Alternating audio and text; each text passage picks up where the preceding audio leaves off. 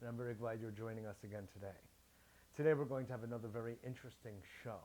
We have Howard Beckman, the author of several books, An Introduction to Vedic Astrology, Spiritual Science of the Ancients, Vibrational Healing with Gems, and Mantras, Yantras, and Fabulous Gems.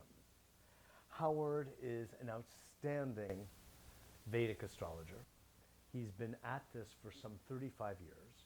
He's actually known as the astrologer's astrologer because many astrologers consult him for guidance either with their clients or for themselves personally.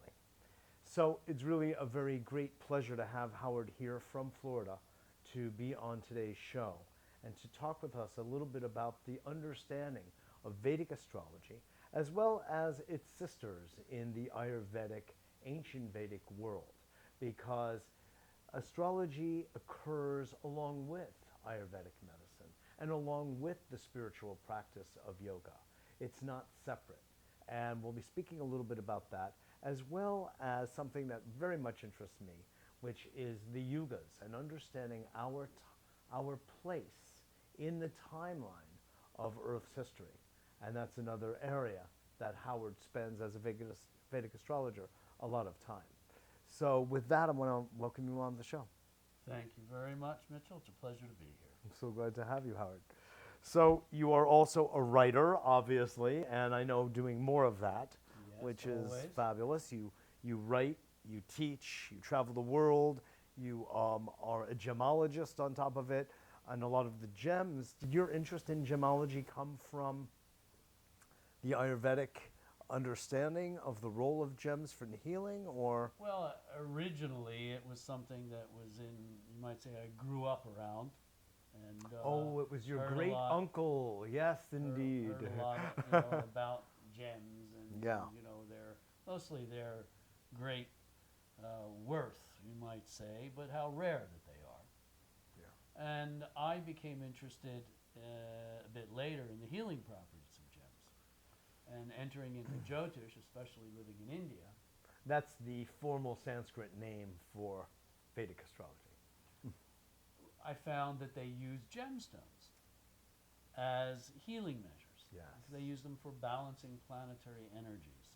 And also in Ayurveda, it's an ancient science that they actually make medicines out of gemstones as well. And many cultures, many old cultures use gems for various reasons. And so I studied everything that I could, read every book that I could find Yeah. of many cultures. And even ones that are a little bit more difficult to place a timeline to. As well, that supposedly had to do with the Atlantean culture, and even earlier than this. What are some of the therapeutic benefits of carrying gemstones, or not just as a physical body, but also psycho-emotional? Because if they occur in your readings as a Vedic astrologer, which I know they do because of the reading you did with me, and you mentioned blue sapphire and emerald as something that would help to enrich, amplify my aura and my being. If that kind of thing shows up with in your readings, they carry a lot, obviously. Well, What are some of those qualities? Well, everything vibrates in the universe. Everything has a vibration. Yeah. Every living entity has a vibration. So you might say that gem crystals, they're like the flowers of the mineral kingdom. And they have a very, very powerful, powerful vibration. Many people are in tune with crystals. Different, mostly quartz crystals have a vibration. Well, when it comes to the rarity of gems such as rubies and emeralds and diamonds and sapphires, these are some of the rarest treasures of nature. And they're talked about within the Vedic scriptures that have to do with planetary energies, that these gems actually carry a frequency, which is, you might say, it is the same as the frequency emitted by a particular planet. So when we're using them in conjunction with Vedic astrology, we can see that on a subtle level, and we're dealing with karma here, we can amplify very positive vibrations, or shall we say certain vibrations that are somewhat weak due to the planet's position at the time of birth. But the planet is in a position where it should indicate that it should give you benefits, but it's a little bit weakened. So therefore, if we use a gem, it will strengthen that Ramp energy. it up a bit. Yeah, and this may be for physical health. One of the big things, I'm here in New York working with a doctor who you know, and he has me up twice a year, and we work with patients of his, and we've seen phenomenal results. Now, it is true. In fact, what you have done is you have, and your wife, I believe, have together designed a gem lamp, which the doctor to whom you're making reference is no one other than Dr. Norman Suhu, naturopath and acupuncturist at large, and he uses your gem lamp with his clients. That's correct. And it is one way that we can work on the physical and the ethereal body in a way that will begin to help the body to heal. Okay, it gives it that concentrated It color will be energy. providing the resonance field of the gem. That's correct. Without actually having the gem, you get the frequency of it. You might say that it allows the system to recalibrate itself. Yeah. Right? It allows, the body Yeah, that's system, a nice way of putting it. The function of the nerve centers, which goes a lot deeper because the chakras, which are within, I'd say, the subtle body, that's where the nerve centers are. So you're feeding concentrated color through the gemstones. Yes. Okay? And the subtle body takes what it needs. You can't overdose.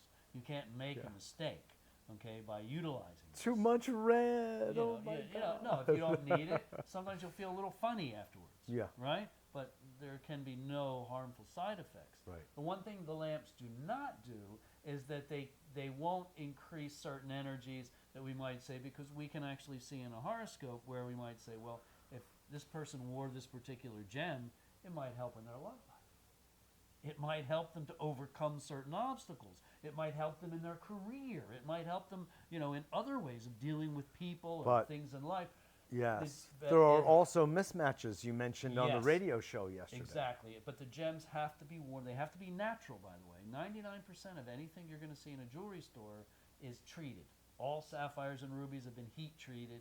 The emeralds are all what we call fracture filled, oiled. Oh, really? So the crystals have to be very high quality, which means they are somewhat costly for natural gem crystals. But even investors today are finding out about this, and they're saying, I want untreated gems. It's a better investment than something that kind of looked Well, from a therapeutic point of view, you're saying it makes all the difference in the world. All the difference in the because the world. vibration is embedded in a naturally occurring stone. Exactly. Not in one that's fracture filled or what have you. Exactly. Now, in the lamps, we can use lighter colors, okay, whatnot, and ones that are not so perfect, because it's for 20 minutes, we're picking up that vibration, and it's amazing how the subtle body picks it up, okay, and utilizes it. But if you were to wear some gems that were below a certain standard of quality on the body, 24 hours a day, 7 days a week, it can have detrimental effects as well, just even if it's a gem that's good for you, just because it's not a suitable quality. Right. So they must be high quality. So it's very rare that you can go into a jewelry store and say, yes, I need to buy a blue sapphire. It has to be very clear. I would like a nice, deep, natural cornflower blue color, and I want it not heat treated. People have no idea what heat treated. What do you mean? Yes, it starts out kind of not such a pretty color, and then they heat it at a very high temperature, and all of a sudden it looks kind of nice. It can also So you mean in its naturally occurring state, sapphire may not look so... Because it's in the lower qualities. It's filled with certain No, before, I mean when it's naturally occurring. Naturally occurring, you can have a very beautiful, beautiful crystal. But can you also not have that? Oh yeah, most of it is not. And that's why they treat it. Exactly. Otherwise, these gems wouldn't be available But to the general nonetheless, public. even those that don't look brilliant are still energetically valuable. Yes, energetically. Now, the lowest qualities, not even. If a stone is opaque, say a sapphire, you don't want to use it at all. That's why many people, they wear these black star sapphires. It's the cheapest of the cheap of the cheap when it comes to the sapphire family. And they're actually malefic. They can actually cause harm. They can cause harm within the nervous system. They can cause harm within some of the adrenal functions. So, but... Well, what I've opted to do is not wear anything at all. Well, then except for a Tesla watch. But, Tesla. Yeah. But I mean, that's another option. But no, your points, of course, are very well made, and it's part of the beautiful ancient tradition of the use of gems for healing as well as for amplifying certain psychological or virtuous qualities, what have you. Yeah, and with the lamps, Yeah. we're having such phenomenal that's- results. We have The Yeah. interesting thing is that Yeah. we have more than a few doctors that have bought the system, and because of the flack that they can get, all right, from their, I call them brainwashed, but you know, their client, their patients who think, well, that's a little healy-feely, a little strange. They're using them more on other doctors. Whereas our natural practitioners, they're using them profusely, right? Like Dr. Suhu, the natural, the chiropractors. Okay, a lot of these natural healers, Ayurvedic practitioners, massage therapists, spas are big clients. I want to go around to leaving this, Right. not because it's not interesting, but because we have limited amount of Right, of time. course. And yet during this time, I want to talk about time. I want to talk about Vedic astrology and the role of time in that, going beyond the existence of this particular physical form. And then I wanted to stretch, if you would, because you're so knowledgeable about the yugas, which of course is the Sanskrit term for eras or epochs, and the turning of the wheel of time. Right. So could you first give a sketch of the Vedic astrological perspective on time and its relationship, and then expand outward? Of course. Well, Vedic astrology is the science of time. It's the science of time. It's the science of Exactly. understanding what we are destined to go through as time unfolds in a particular length of time, which is our lifetime, right? So Yeah. we're looking at two different sets of time. When I'm looking at a horoscope, I'm looking at what events will occur in your lifetime, what you're suited for during this time, what will basically opportunities will come to you, what you will have a chance to experience, how much joy is due you, what are you owed from your previous, and how much suffering, how much difficulty. A And little of this and a little of that. Yeah. So Which, it goes. if we're very fortunate, will add up to a little bit of gain of wisdom. But the Yes. Vedic view of time is huge. The Vedic view of the universe is absolutely huge. And each universal creation goes through many sets of these yugas which you mentioned, okay? And the yugas, they take up about a period of, let's just say, 4 or so million years together. You have the Satya Yuga, the age of light, okay, and light, and this is about 1.7 million years approximately. This is when the mystic yoga system could be perfected. Because to perfect it, right, to raise the kundalini, in this way through that mechanical process, meditation can actually take thousands of years. Right? I mean, it's very difficult for us to really meditate, and to still the mind for a matter of minutes. What to speak, we don't have the lifespan. So they say in those days the yogis lasted 100,000 years in the same body. But the bodies were not so dense. Right. The Tretta Yuga, a little less. It was maybe a little over. What is the 1 million years. meaning of Tretta? Well, the Tretta Yuga was as things become a little bit more dense, shall we say, okay, a little bit more earthbound, from one yuga to the next, and for about 1.3 million years, and still these systems are utilized, the mystic yoga system as well, into the Dwapara Yuga. But what does Tretta mean? Dense? Well, the Tretta can have many. Is it like an interim between the Satya and Dwarpa? Dwarpa, yeah. It's the next, intermediate. Do you know the state. meaning of the word Tretta? Well, Tretta, actually, the Sanskrit meaning, I don't have it. We should have Paul Sherbo here at a moment we like should. this. We A really mutual should. friend of ours. Yeah. Great Sanskrit scholar. But it corresponds, even with the Hopi prophecies, how, Mhm. because they talk about the legs of the cow, with the different human qualities. They say he loses one each yuga. Mhm. But from Satya Yuga, where a man could live 100,000 years, to Tretta Yuga was 10,000 years, to Dwapara Yuga 1,000 years, and into Kali Yuga, pretty much maximum is 100. Which years. is known, generally speaking, as the Age of Darkness, which Yes. clearly we are in now. Yeah, and it began at the time of the speaking of the Bhagavad Gita. Shortly after that, when this great battle, this epic, which took place at the end of the Mahabharata, when Krishna spoke the Bhagavad Gita to Arjuna. And so therefore, it is the original yoga scripture. Because And what's interesting about this, Howard, is in the film that was directed by Peter Brook of the Royal Shakespeare Company, who did his version of the Bhagavad Gita.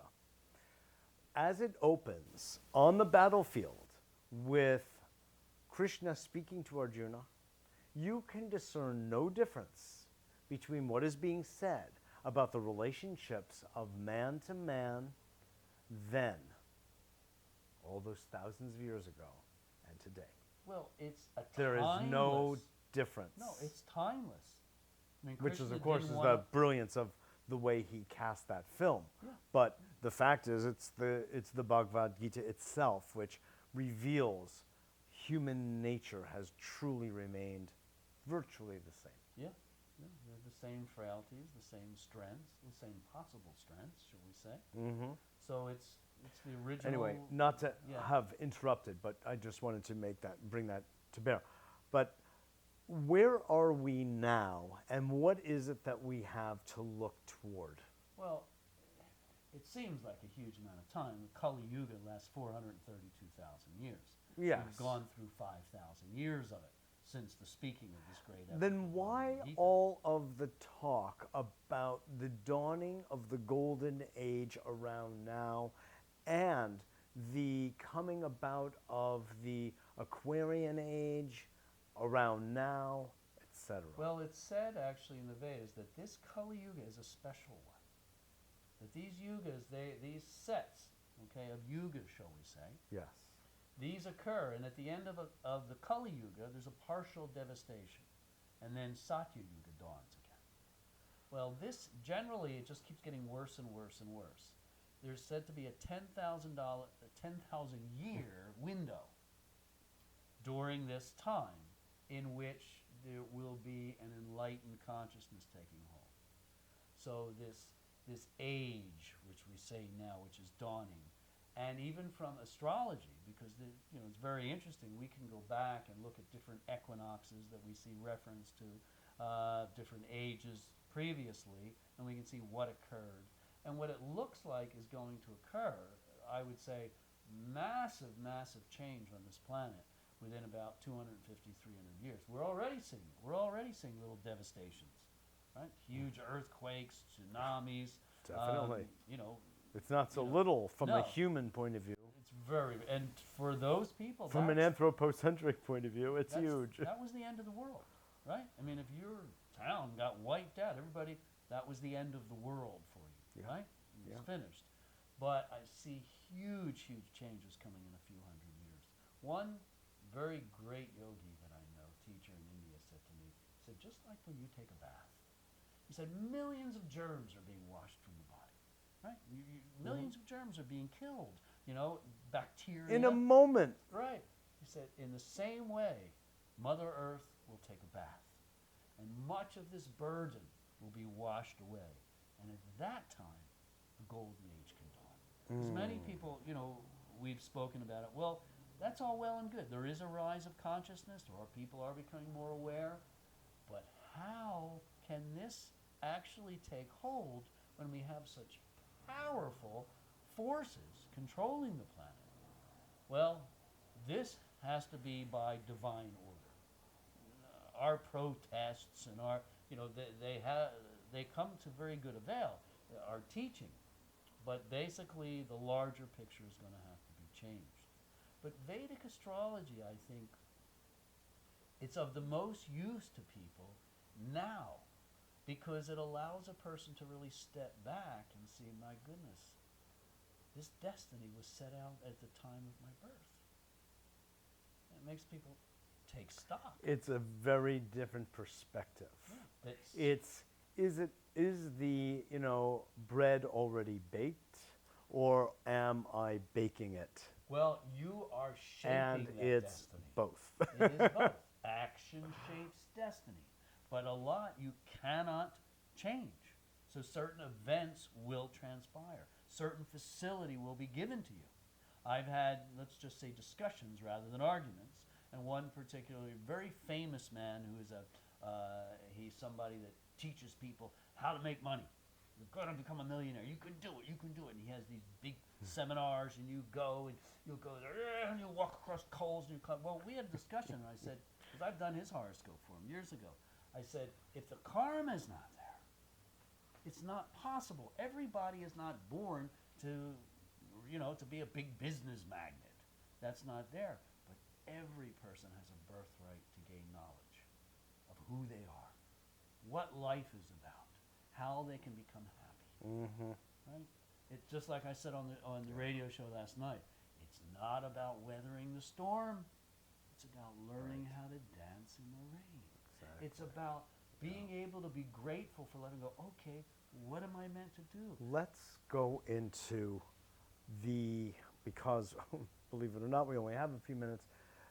What, from a Vedic astrological point of view, does this year of 2011 into 2012 look like? I'm not asking for a commentary on the Mayan date of December 21st, 2012 from a Vedic point of view.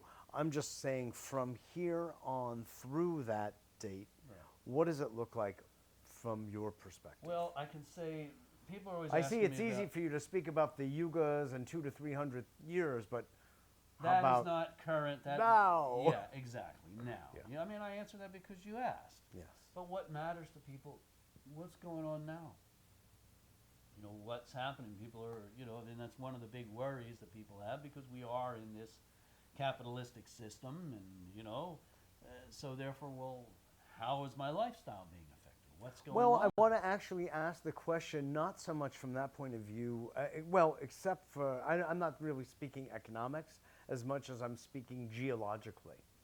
Well, because geologically, we're experiencing things that are very heavy duty, that are threatening to entire lifestyles of, millions of people right now. So I'm wondering from that point of view, I'd love to say, from the idea of earth changes. Yeah, I'd love to say, oh, that was only temporary. It's not. It's going to get worse. It's going to become That's more. what information I want It's people to going hear to about, become more. There are if that's going- what it says. Yeah, there are but you can't be afraid. People say, well, where should I go? I know. How should I do it?" I want to just. Could you specify There what will you be more know? earthquakes. As a result, there'll be more tsunamis. The ring of fire, okay? Right? This ring of fire. Yes. There'll be more volcanoes that will be going off. There'll be many more. There will be earthquakes. in Specify the places. location of the Ring of Fire. Okay, well, we're going to the island nations. Everyone knows Hawaii, and it goes out in South the South Pacific. The Indonesia Yes, area. Yes, Indonesia is a big player in that, but also New Zealand. You come down there, there's just a huge earthquake in Christchurch. I know. In fact, one of our therapists down there who had this gem lamp set up, it just made it dance out of a secured, setting, Socket, and yeah. just, amazing. So these things, luckily. So are you seeing most of the earthquake activity happening there? Do you Well, see Europe? Do you see the United States? Do you see Europe South as America? Well, yes, I Central? think both coasts. Many people don't think of that. Both coasts. Do you have any sense of timing? When I was looking at really this year, 2011 and 2012, or are you talking beyond within that time frame or beyond? No, this year, we may get some earthquake activity. It's very difficult. If I could predict the exact time of the next big quake in California, well, my God, I could really do some, great help to a lot of people. Well, to be able exactly. to Well, get out that's on why I'm time. asking you. Yeah, you that know. I can't do. We know Okay. that it's going to occur over the next decade or so. There's Okay. going to be something. No, I'm asking, I'm trying to get to the bottom of the power of your wonderful Vedic system to see what level of specificity it can bring to bear for our people. As you know. good as people say that I am, in detailing their own Yeah. personal horoscopes, Yes. I would have to admit here that because this sacred system has such amazing abilities for one who can delve into it, still there are no perfect astrologers. And we're limited by our minds and our intellects And your our, interpretation and our- of the exactly, data. so we're very limited. I tend to be very, very good at genethliology, detailing a person's horoscope, right? You know, Oh, it's yes. what we call it. I'm very good at it. Mundane astrology, because I've done tens of thousands of charts, so I can see so many similarities, and people, okay, well that meant this, and this means that to that person's daily Right. life and their career. But at the same time, you're limited by, as you said, your mind and all. So when it comes to looking at the larger geological picture within a set time frame like a year, you but also see the limits. experience. You understand? Over the And last experience, 30 yeah. years or so, I've done so many thousands of charts. Yeah, I begin to get it a little bit.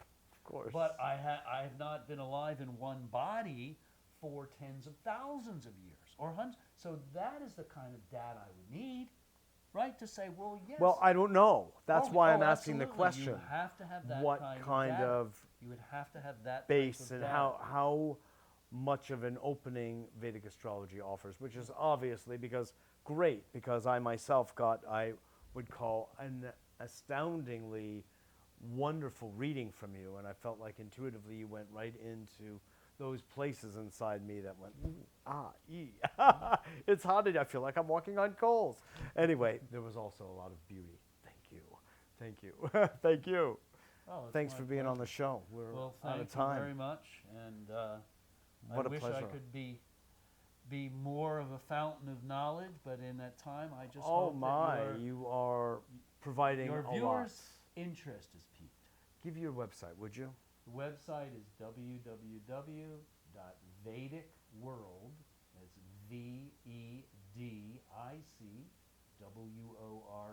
VEDICWORLD.org. Wonderful. Howard, keep up the good work. Thank you so much, Mitchell. God bless. And you. So appreciate it. This is Mitchell J. Rabin for A Better World. Thanks so much for joining us. Contact us at our website, www.abetterworld.net. Love to hear your feedback and comments, and I look forward to seeing you all next week.